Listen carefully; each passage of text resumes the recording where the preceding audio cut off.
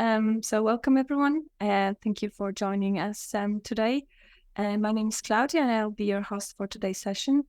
As it's a community-based and self-organized meetup, please mute yourself.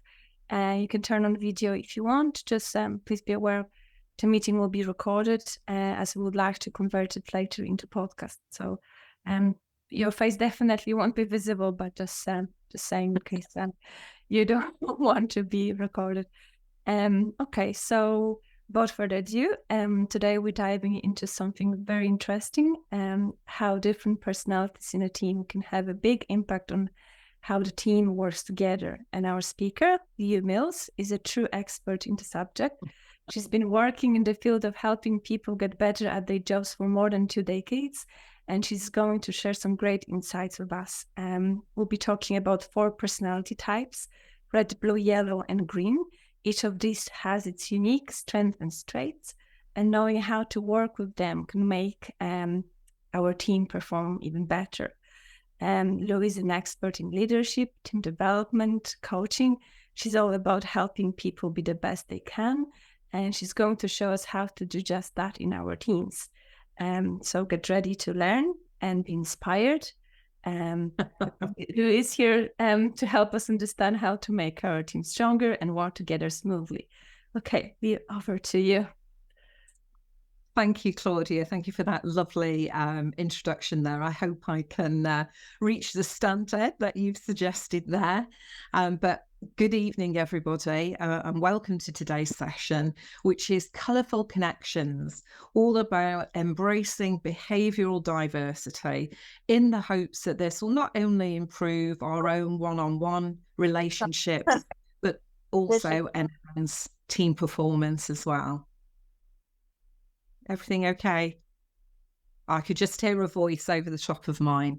Let me talk to you about what I hope to cover today.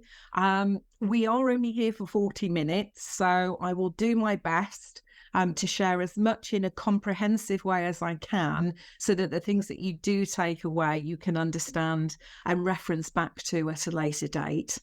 But I'm sharing a particular tool with you today, which is known as the Insights Discovery Tool. And it is one of a number of psychometrics that are out there in the field of learning and development. And I'm sure many of you who are on today's session are either familiar with Insights itself or potentially familiar with other psychometrics. So if I name a few of those, so say, for instance, Myers-Briggs, indicators, people are probably familiar with that. That's where you get your 4 letters, your ENTJ, etc. Some people are familiar with the DISC profile tool as well, when you're a D, an I, an S, or a C. There's Wilson Learning Social Styles. There's lots of things, as well as team ones such as Belbin Team Roles and Team Management System. So lots of different things out there. The good thing to know is that the majority of those psychometrics are based on the same behavioural theory. And those are the behavioural theories of Carl Jung. So he actually was one of the pioneers, I suppose, in the 20th century in looking at, what were our natural tendencies, what were our common ground in terms of our behaviours, and maybe there were patterns to those things as well. So in terms of the tool that we're going to have a look at today, it is my favourite. I am qualified in other tools, but this one I've been using now for over 15 years, and I really do love it. And the organisations that I've worked with have really got some great stuff happening as a result of choosing to use the tool. So today we're going to explore some key components of it. The first one being all about perception. Everything we think about in the space of behavioural preferences is to do with our own perceptions. And the key thing is to recognising that and actually recognising the limitations that come with that, and maybe how mindful we need to be around our own preferences and our perception. We'll talk about 4 colour energies, and we'll break those down, and hopefully I'll give you a few exercises where you yourself can have a look at maybe where might you be coming out in terms of your own preferences. And that will be underpinned by Carl Jung's 3 sets of dual preferences that we're going to take a look at. I'm also going to do a quick, clue recognition. So if you were to try and figure out what is somebody's highest behavioural preferences, top behavioural preference, what might you have a look at? And then I'm going to suggest some other ways in which you can use the Insights suite of tools. So without further ado, let's get cracking.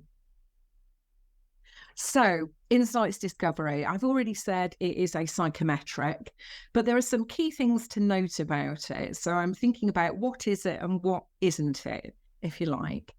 So, actually, it's saying here it's considering how our behavioural preferences impact on our interactions with others. And it helps us to learn to value those differences so that we can really think about and use to our own benefit, to add value, the really comprehensive diversity that we have within our teams. And the idea being that once we understand that, once we recognize people's preferences, we can start to adapt our own behavior to be a bit more versatile with our behaviors, or flexible, in order to connect better with others. One of the key things to notice, it does not measure our competencies. So you'll see here that Insights is actually made up of 4 different colour energies. Even if one of those is low for you, that does not mean that you cannot do those things. It actually means that you choose to do others more readily. Okay, so it's never about competence. And another important thing as well, which I know some people, when they look at psychometrics, they may be a little bit cynical or perhaps a little bit not quite sure about this. The key thing is it's not an attempt to label us, or in fact, to put us in a box. So what you will find is with the Insights tool, although we begin with just 4 colours, when you yourself get profiled, actually you can be one of 72 different types. And even if we are standing in the same space, often what we find, and I've seen this frequently in the training room, 2 people will be in the exact same space and they'll be looking at each other as if, what are you doing here? Because I don't see that similarity between the 2 of us. So it's really diverse in terms of how we approach and look at behaviour. So hopefully that has allayed any concerns that you may have in that space. So I'm not going to invite you to come onto the mic with me, but I am going to do just a few exercises to keep you busy that you can do either in your head or on a piece of paper. So have a look at this picture. Have a think about, what are you seeing here? And this picture has been around for some years now. It was published originally in Punch magazine in the very early 1900s. And in a moment, I'll tell you what it was used for. But another question I'm going to ask you is, what age do you think this person is in this particular picture? And now I'm going to show you something different. Now, what about now? Do you still see the same thing? So actually what we have here, we have 2 women in this picture. One who is, and I'm probably showing my age here, but I always describe her as rather Audrey Hepburn-esque. And she's looking over her shoulder. This she has a necklace around her neckline. She's in a fur coat. You can see her ear. She has a feather in her hat and a little nose, and her eyelashes are just showing. And then you have a much older lady. She's huddled into her coat. You can see her chin going down into her coat and her mouth. She does have rather a large nose, and that large nose would have previously formed the jawline of the younger lady. And actually, the ear of the younger lady is now the eye of the older lady. So it'd be interesting to know how many of you can see young, how many of you can see old, how many of you are seeing both. And what can sometimes happen is that we see one, all of a sudden we capture the second, but then it's gone. And we try and look again and we find it and we hold it for a moment, but then it disappears again. And what can be interesting is if we go away and then we see this picture again, do we first see what we saw first, the original time? So what is this picture used for? Well, it's really used to demonstrate that a number of people can be looking at the same thing and yet interpret that in many different ways. So not so much, if you think about, if police were called to, say, a road traffic incident, and there were a number of people, witnesses, observers to that incident, the salient points, the factual things would probably be very similar amongst all those witnesses. But actually, how they had interpreted what was happening here and the meaning that they had given it would be unique across those individuals. So this is what this actual picture is used to demonstrate, if you like. So I'm just going to throw a bit of a quote up on screen now. We do not see things as they are. We see them as we are. And what we're saying here, and it's a key thing for understanding this behavioural tool, is that when it comes to our perception, that perception is gained in a very unique way. And we often talk about having a unique lens through which we view the world, through which we view our relationships, the individuals that we meet from time to time. And that lens, if you like, that perception that we have formed will come from lots of different sources. So it will come from our upbringing. So who were the most influential people in our lives as we aged, as we grew? Who taught us right from wrong? Who helped us to understand what our principles were and our values? Maybe that's to do with our ethnicity. Maybe that's to do with our religion. Maybe that's to do with our culture. All those different things will have played a part, but also our own experiences as well. So when we've come into contact with certain people, what have we picked up? What have we taken away?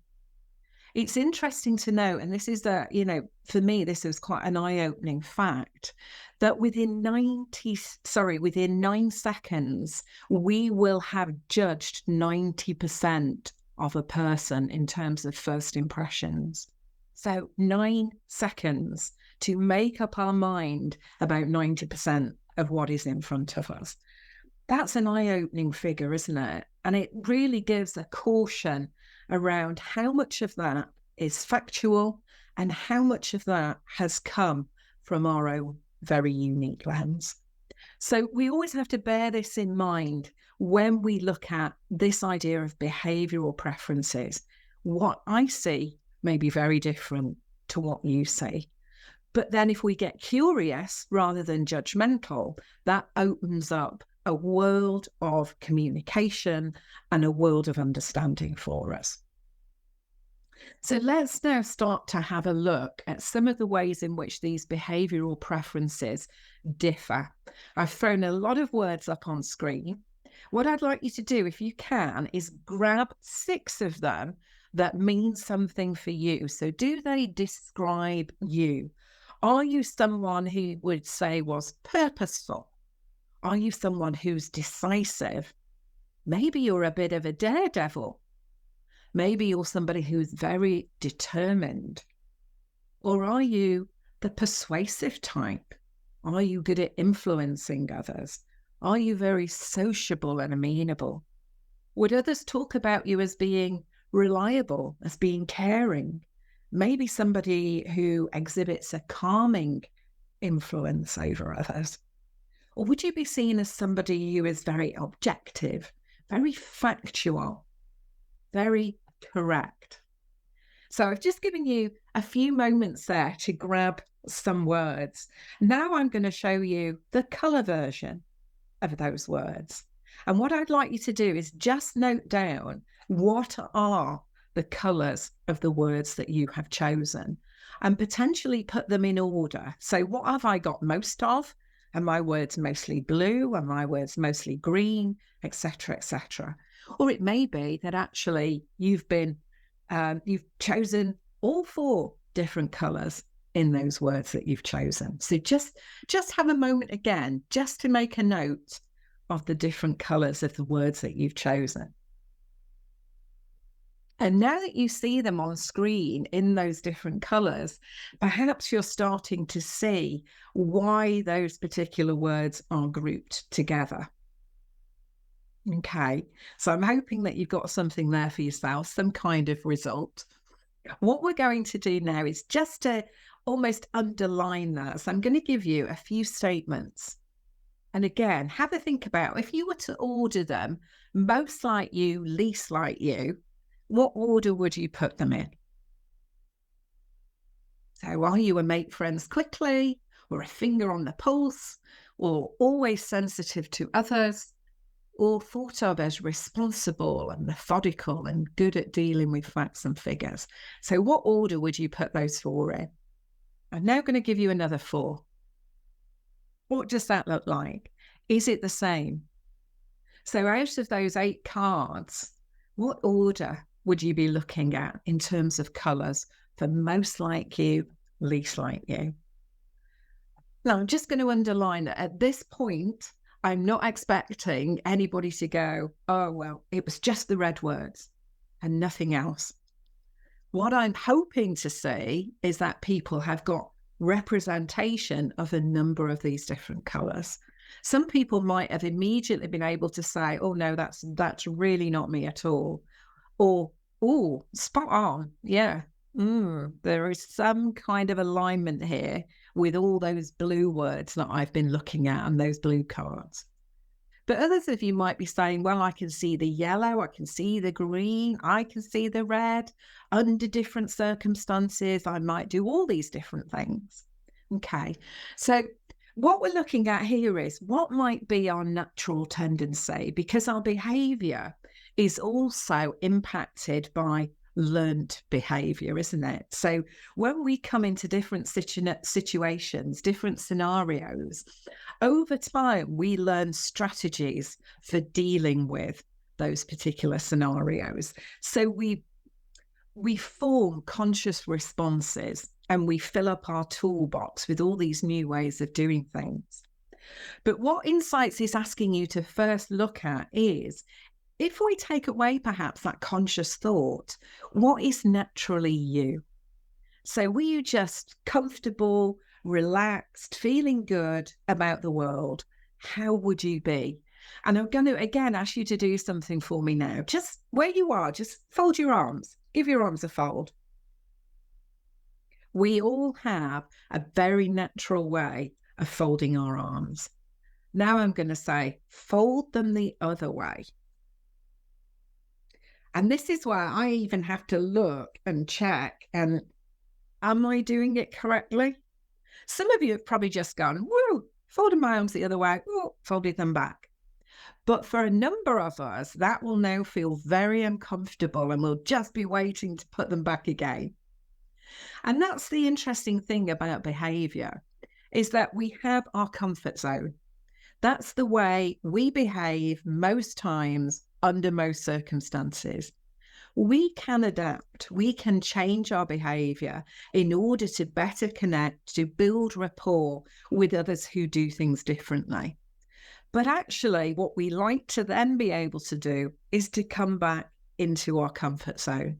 So we stretch to meet others, we interact in a way that makes people comfortable, and then we come back, and it's okay to be who we naturally are in our comfort space. Okay.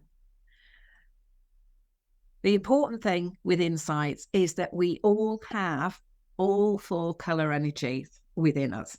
Some of them may be a much smaller percentage than others. In fact, we may have some that are this big and then some that are this big, but we have all 4. So as it says there, you are a scrumptious mix of 4 different colour energies, but it's the combination of those 4 that creates the very unique you and puts you in one of 72 different spaces. So let's have a bit more of an in-depth look at these particular colour energies. You'll note on this slide that for the first time, we're getting descriptors to go with these colour energies. And as we move through the next set of slides, you'll see why these descriptors apply. So red is known as fiery red. Sunshine yellow, you can almost feel warmth radiating towards you. Earth green, the stability, the feeling of groundedness.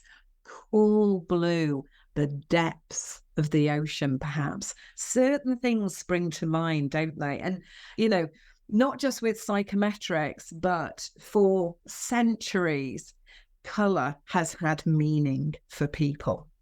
And therefore, when we hear a colour or we see a colour, we have a picture in our own minds of what that means to us.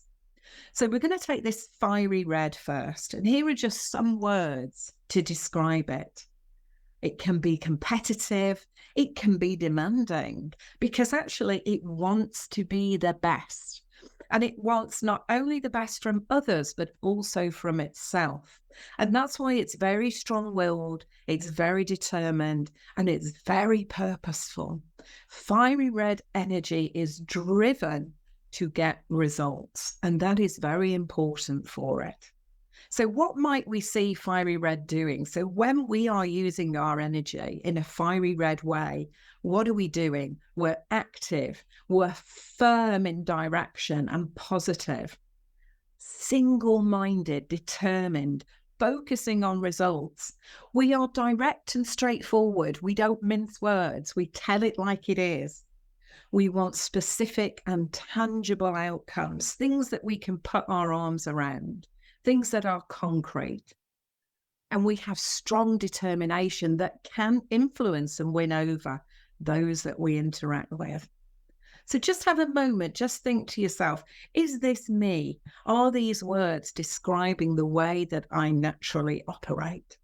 So this is just one. Maybe we turn on fiery red under particular circumstances or in particular relationships. Or maybe this just feels comfortable. This is who you are. Let's have a look at the other three. Here's our earth green. It's caring, encouraging of others, likes to share, is very patient and calm and relaxed. Earth green is very principled. It's very value driven. And those values are important. If people tread on those values, this energy will respond in a very stubborn way. It will dig its heels in when values are being compromised. So how might we see this in play? When green energy is being used, we view the world through what we value. So what is important to us at our core? We like harmony. We don't like conflict. We like everything to be okay. And we like to have probably fewer relationships, but deep and meaningful relationships, deep, trusting relationships. Green energy will defend what it values. Again, there's a determination here, but it's in a different space. There's a persistence here, but it's about defending what is important. So it prefers democratic approaches because it's about people. Respect the individual. Ensure that all perspectives are heard. Ensure that people believe they have been listened to. Okay, so maybe, again, are you seeing yourself here naturally? Or is it a space that you move into at different times, under different circumstances? Now let's take a look at sunshine yellow. It's sociable. It's dynamic, demonstrative. You'll see a lot of gestures and facial expressions with our yellow energy. It's enthusiastic and persuasive. It's a very optimistic energy. It loves to be involved, loves to be with others.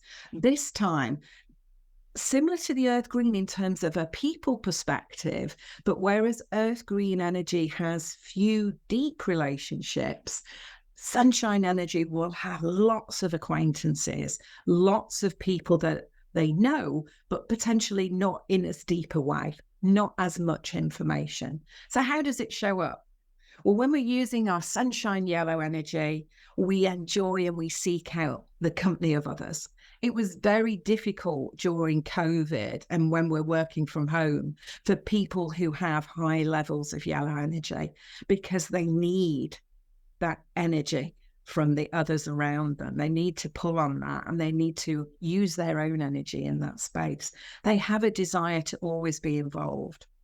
They can be very persuasive, very engaging, very inviting. Yellow energy is good with the words, likes to share information, but they radiate enthusiasm and they like to encourage others. They also like to be noticed and they like to be appreciated for what they're contributing. It can be very stressful for yellow energy to be left out because of this need for involvement. So let's take a look at our final energy. Cool blue, cautious, precise, very deliberate, lots of questions, likes to ask the why question. Is quite formal, quite reserved, if you like. So very different to that yellow energy that shares information. The blue energy is much more formal, potentially much more guarded about the information that it will share. Let's have a look at what that looks like. So when cool blue energy is being used, it can be detached and objective. So there's no getting emotionally involved with our blue energy. They have this real need for knowledge, a real thirst for knowledge. So the desire to know, to understand the world around them. They very much value intellect.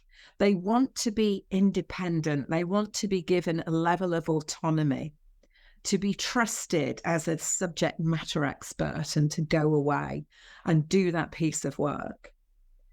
They want to think things through. So there can be a level of caution around the blue energy as well. It needs to do its homework. And one of the real driving forces behind the blue energy is to be correct. So it can be very stressful for somebody with high blue energy to be put in a position where they're asked to do something and give a decision without being able to do their research or their homework.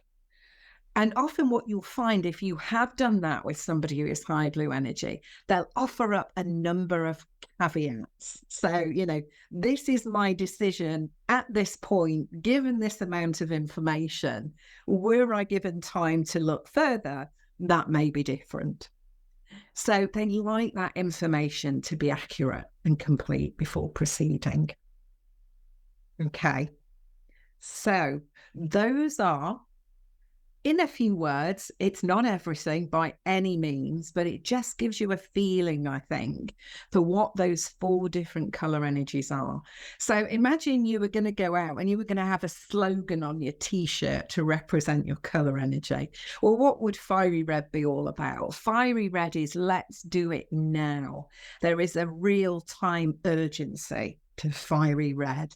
Get it done, move on.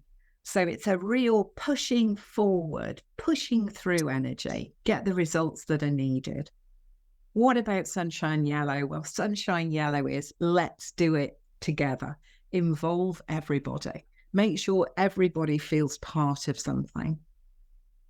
Earth green energy, let's do it in a way that shows we care.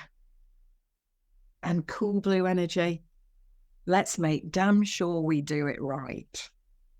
So even just looking at some of those statements, you can perhaps see where some people who are in different spaces might actually find some challenge here with the way that people operate, with the way that people behave.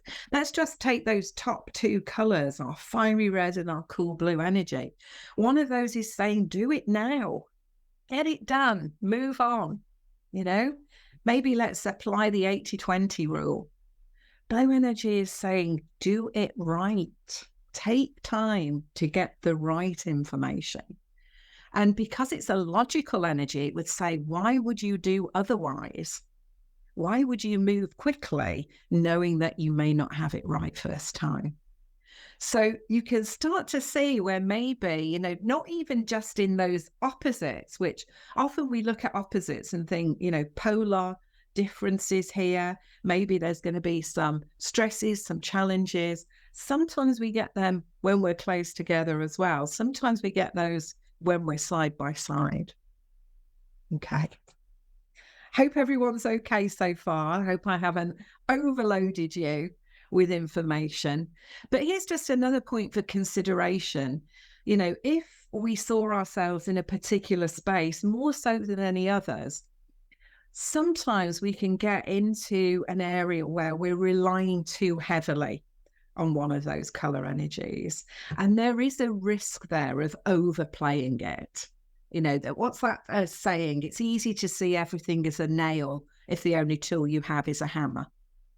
You know, so actually, are we doing ourselves a disservice by not building strategies in all four of those color energies? Actually, you know, trying to use different ways of adapting and connecting to others. But how might that show up if indeed we are overplaying one of our color energies?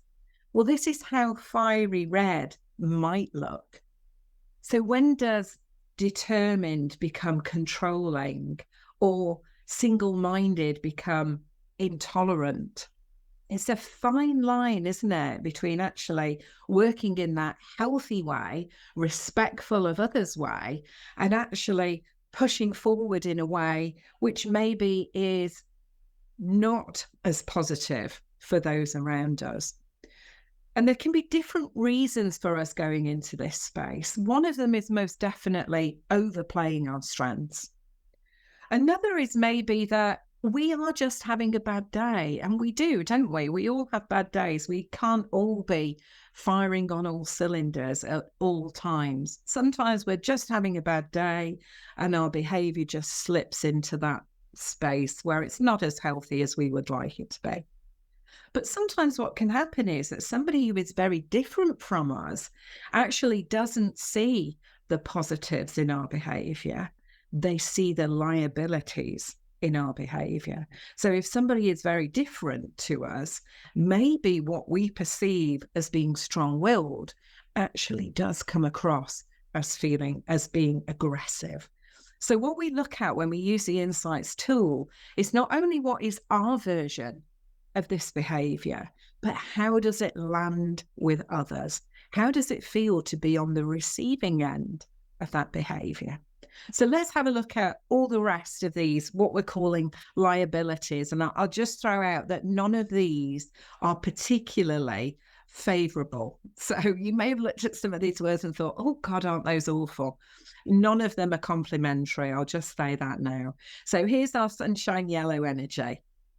Flamboyant, excitable, can be indiscreet in its need to share, can feel frantic and hasty, too many balls up in the air, and get bored easily and move on to the next thing. Again, think about, are you seeing yourself maybe in some of these different liabilities? What is the earth green liabilities? It can get stubborn. We talked about that in terms of values. Maybe it all feels a little bit plodding, a little bit too laissez-faire, laid back, calm. Maybe it comes across as a bit docile, not sharing information because it wants to be harmonious. Maybe, you know, what does green really think? Or is it just agreeing and accommodating everybody else? Is it a bit too reliant on those around it? And finally, our cool blue. Can it come across as cold rather than simply detached? Can it feel a bit stuffy in its formality? Needing time can appear indecisive. Asking questions all the time can come across as suspicious. And maybe that, you know, not sharing information, too reserved. We don't know enough about this person to be able to trust them.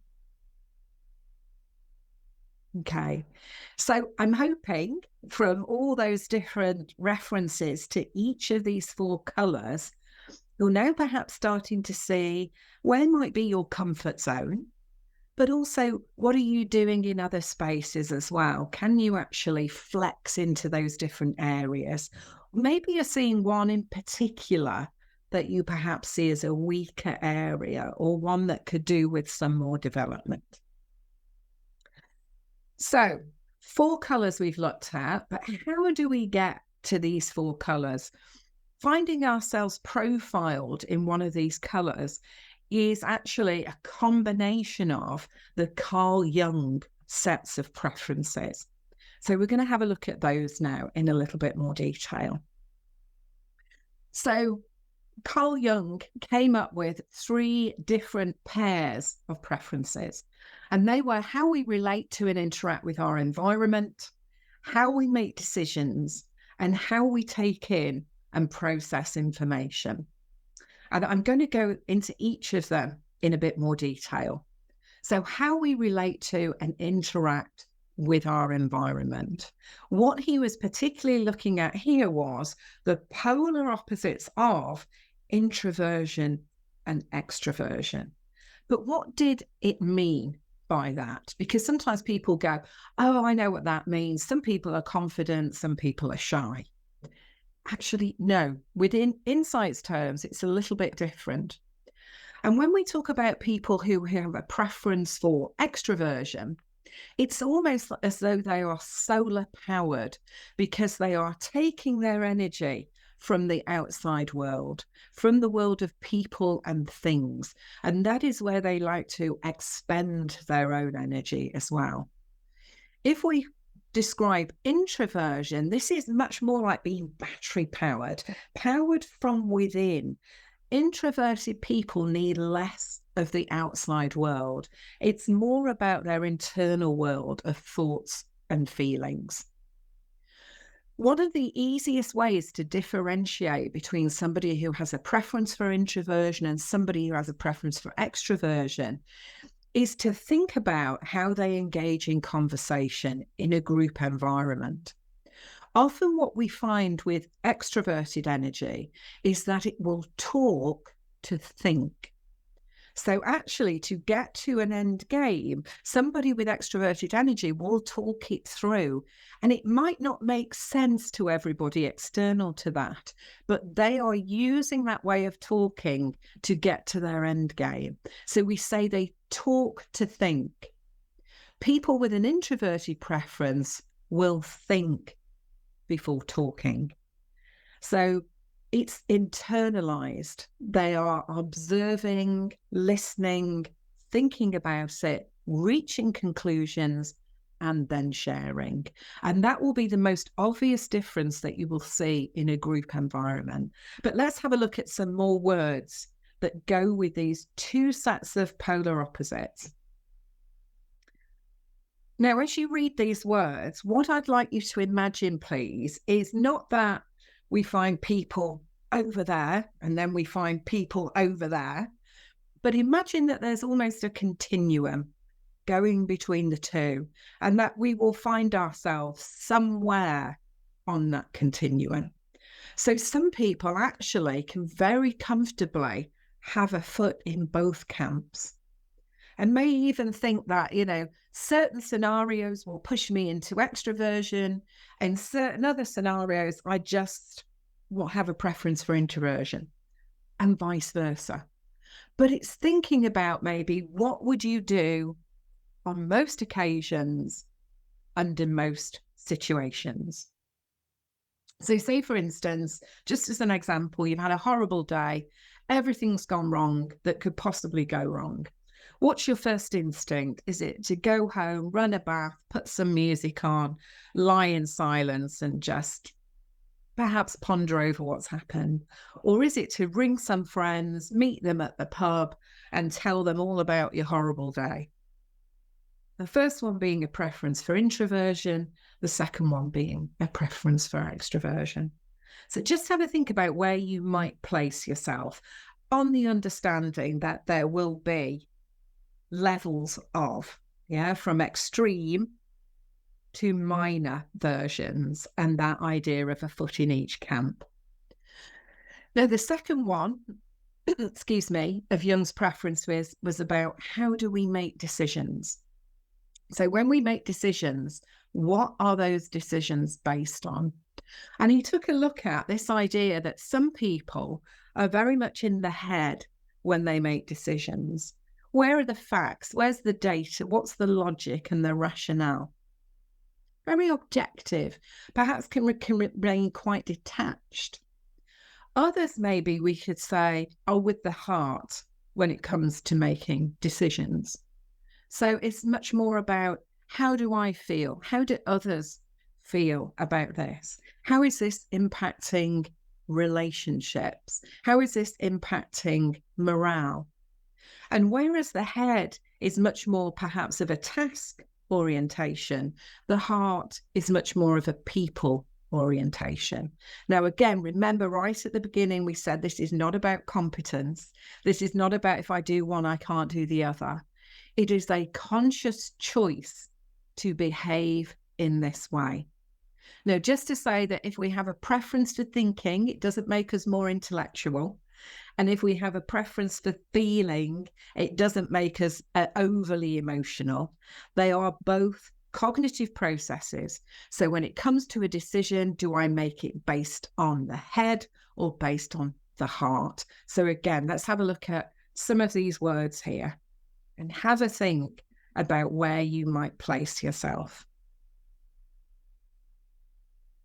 And as with the other, this is a continuum. So somebody could be absolutely strongly in the thinking space to the point of looking at those feeling words and thinking, why on earth would I do that? Somebody might be in the feeling space looking over at those thinking words going, oh my goodness, how could anybody do that when it involves people? But we have to realize this is all about preference. What is our preference? And the only way we can understand how people arrive at the decisions they arrive at is by understanding what was driving that decision. What is important to that individual? And I always say to people, you cannot hope to influence somebody from your standpoint. You have to influence them by showing them that you understand where they are coming from first. And this is probably, in the space of change, maybe in organizations, where this comes up most, because people involved in change will either be, let's get the processes in place and the infrastructure and the systems, and others will be, but how do we get people on board? How do we get those people to come with us? And we'll find that maybe neither meet somewhere in the middle. And that's where it shows up most distinctly, perhaps. Okay, so you may have noticed my words that I've got colours showing there. That's because when it comes to cool blue energy, it's a combination of introversion and thinking preferences. Fiery red energy is in that extroverted preference space, but still with a thinking preference. Sunshine yellow, still an extroverted preference, but this time it's about feeling. And earth green is an introverted preference, still with feeling. So again, this might give you another indicator of where you might show up. Where do you see yourself most? We're coming to the third and final preference. Here's a picture to look at. Just have a think about what immediately springs to mind for you here. What is there for you? And I'm just going to give you a second.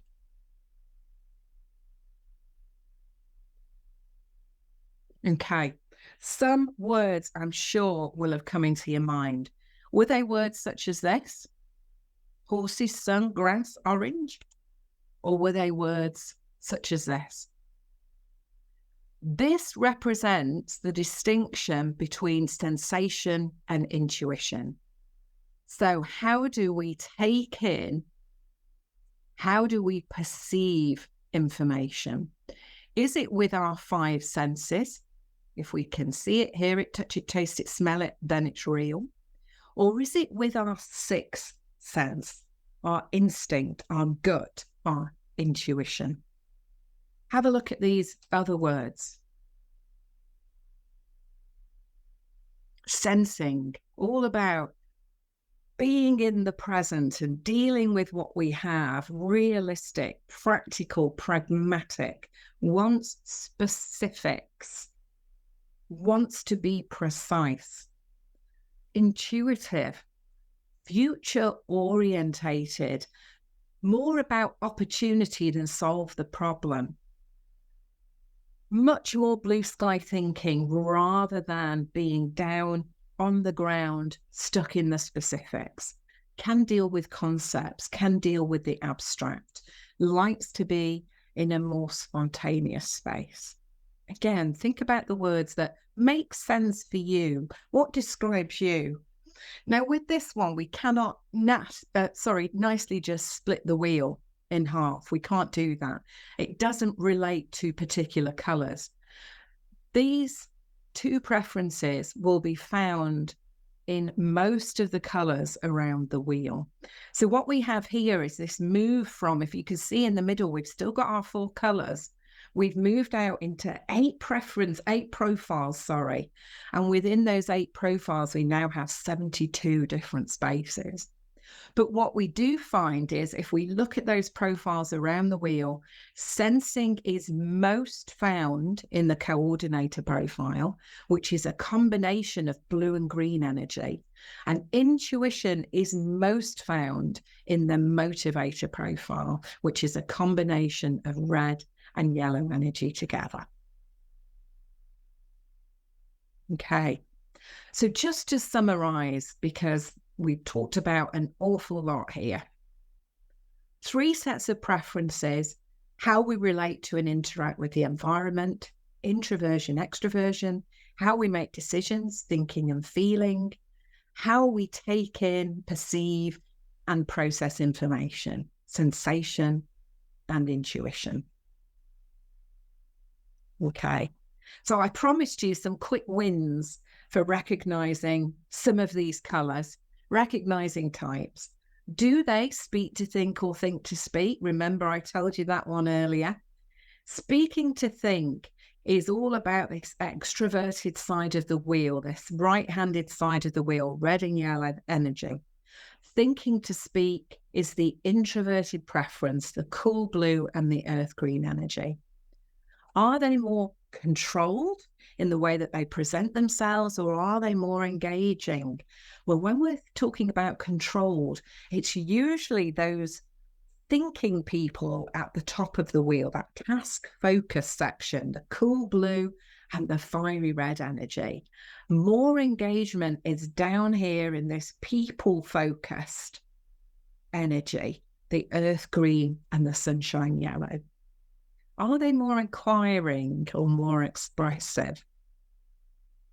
Blue and green tend to ask lots of questions, tend to be more engaged in listening to others. What we find on the other side of the wheel with our red and yellow energy, it's much more declarative, it's much more statement-based, if you like. Whereas green and blue energy as well, you'll hear much more contextualizing in the way that they speak. And the final one, are we seeing lots of direct eye contact or perhaps less eye contact? In our red and yellow energy, in that extroverted space, we're going to see more direct eye contact. Our green and blue energy, less so. Okay. So those are just some quick wins, perhaps, that we can have a think about. I can see that I think we may have gone a little bit over our time. I know we started a little bit late, but I just wanted to throw up this slide just to show you some of the other things that can be done with the tool. So we can actually look at, do we get our own profiles done? And they are really detailed, really useful, not only for ourselves, but for sharing with others to have a better understanding of us. We can get these blocks, which are great when we're in offices or when we're on video, and we can show people the order of our preferences. There are other tools available, such as this one in the bottom right-hand corner here. This is one which is actually a 360 tool.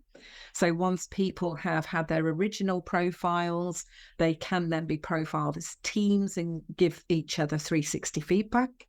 And as you can see, there are numerous people who can respond and provide feedback. And then at the top on the right, this is what we call the team effectiveness model. So simply using the language of insights discovery, which we've been talking about today, we can focus it into a team environment. And these are just a few of the many different things that it can be used for. So there are things that look at change, things that look at culture, things that look at influencing and selling, etc. So lots and lots of different tools out there. So I am at the end of my webinar. I hope you found it interesting. Thank you very much for listening. I don't know if you have time now, if there are any questions or if anything's been in the chat there, Claudia, that you'd like to share with me. Yes, Brian just asked the question, are there any quick online questionnaires to do with our teams? So we can use the tool and we know how's our team. There probably are, but they're unlikely to be the true insights piece. So unfortunately, you do have to pay for an insights profile, but there are different profiles that you can have, which are different costings. So they have a very simple profile called Explore, but all that will tell you will be your top color. So it'd be one of 4 color energies, and everybody gets the same descriptors. So if I've profiled as fiery red and you've profiled as fiery red, we'll have exactly the same descriptor. The thing about the insights discovery profile is that it is very much unique to you. So even 2 people who have profiled in the same place, because their percentages in their energy will be different as well, they will still be unique to the individual. So unfortunately, there are things out there that are free that might give you some idea. And again, are probably based on Jungian preferences, but they won't be as much in depth as the insights tool or other tools like it. Are there any certificates or courses to become an insights facilitator? Absolutely. Yes. If you go online and have a look at insights.com, you will see that there are routes to accreditation, usually involving, I think you can do them virtually now as well in person. They're usually around about 3 days or so. I think if they're done virtually, they're probably done over different, with timescales, whereas in person, you would be expected to be in person for 3 or 4 days together. But yes, certainly you can take the accreditation, absolutely, which is a fantastic way of introducing it into an organisation, and then helping others to understand and carry that forward within their teams. So have you ever seen companies or, leaders using that, but they creating teams? Because, usually they're looking at people's, competences or what they're good at, let's say, but I'm not sure they're looking at things like that. They would, because the British Psychological Society would always say we would not use psychometric tools as a way of choosing a candidate. However, you can use the information that is gleaned from that tool as a guideline. So it may be that you're looking for particular skills or strengths in an area. So often people will use it in terms of looking at how do we get a really diverse team. So, they will use it, but only as one tool of information. So it should never be the defining thing that makes the decision between one person or another. Because actually, when we answer these profiles, it is only ourselves that do the online questionnaire. So it's my awareness, isn't it? It's my own self-awareness, which may actually be different to how I land when I get into the environment, the organization. So much better to use it as a way of writing good interview questions than actually simply to think of, how has somebody profiled? I hope that helps. There's a question to be relating to that, but around a situation that you're already in the organization, and I guess maybe it's a conversation with your manager, but given you recognize the profile, how to alter the stance or behavior in a safe way without going into conflict. For example, I need to push blue engineer towards red for him to stop overcomplicating and start acting. Can you recommend some sources where one can read about that? Oh, okay. Recommend some sources. I think there are books that you can get. The difficulty with the insights tool is that obviously it is trademarked and there is a material cost around the insights tool.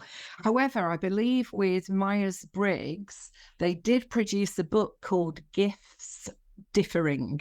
Gifts as in presents, differing, which does a lot to explain some of the different preferences, behavioural preferences that people have. One thing I always say is think about what is driving the blue energy. So the blue energy has a driver to get things right, to be the expert in terms of you can trust the information that they're presenting to you. So in order to speed them up, what you have to help them with is the blue energy is much more risk averse than the red energy. So there has to be some, what would be the word that I would like to use? You would want to be perhaps talking about consequences, impact. What's the mitigating things that we can do to reduce risk if we need to do things quicker? What would be the impacts of doing that? So actually getting onto the blue energy wavelength first, understanding where they're coming from, why they want to take time, why they want to do more research, and then helping maybe reduce the risk for them of doing things more quickly and with less caution. Hopefully that helps. Yeah, I saw thumbs up. So yeah, I think you answered the question. Yeah. I think I need to use a little bit more of my red energy now, because I'm sure there will be more questions and we can talk much, much longer about the topic. But as you as well pointed out, we kind of running out of time and we even used a little bit more than we anticipated. So thank you very much for joining us. Thank you for a great session, and thank you everyone who joined us as well. For other people, of course, if you would like to join us at the next meetup, it will be on Wednesday, 8th of November, at the same time, 5:30 Irish time, and we'll be joined by Fred, and he will be talking about his journey from development manager to agile coach. So that's the next topic. Anyway, thank you very much for a lovely evening, and thank you for inviting me. Thank you, guys. Thank you, everybody. Take care. Bye. Take care.